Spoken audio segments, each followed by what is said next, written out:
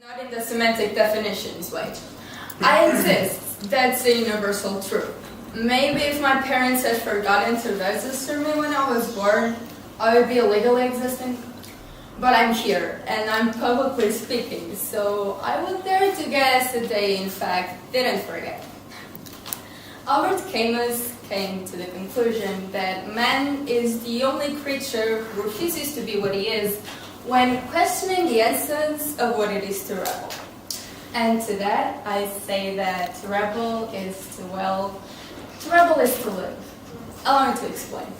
Like Camus argues, true rebellion is an act motivated by the concern with the common good, rather than by self-interest, and that is truly the manifestation of human nature in its purest form. Ever since we could rationalize our thoughts and put them into words, we question ourselves on what it meant to be human, right?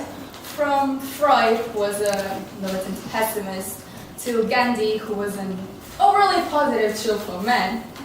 Every sentence ever spoken and every paper ever written led us to a definition we can finally all agree on, or at least the one forced upon us by the Oxford English Dictionary. It goes like this, let me think if I remember. Human nature is the general psychological characteristics and behavioral traits shared by all humans. Now, however, despite our nature being our major uniting factor, and sometimes the only one, it is a known fact that no one ever perceives reality directly.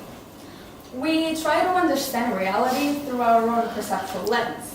We go through life and assign meaning to our experiences, and said meanings are biased by our own previous past experiences and by our own mentality and personality. Now, being the only living creatures, now this makes up for all that saying that it truly is mind over matter. And being the only living creatures capable of objective thinking, coming up with Arabic turned into letters, into words, and into languages, eventually providing me with the ability to be delivering this speech in the present time, has turned us into this metaphor of monkeys living inside our own bottle. Why monkeys? I don't know. Maybe ask Darwin. This wrongfully made-up concept also led us into believing that we are the only ones capable of feeling things like love, compassion, and empathy. Because how could other creatures experience these feelings if they aren't even aware they have a conscience in the first place? Now, back to Darwin and his beloved monkeys. Some female primates have the instinct to care for and protect their young, as we do as humans. Now, I ask you, isn't that raw emotion? Empirical evidence of the impact of acknowledging the instinctive nature in creatures not that biologically different from us. In this long attempt of mine of trying to understand our human core, I'm now forced to go back to my bold opening statement.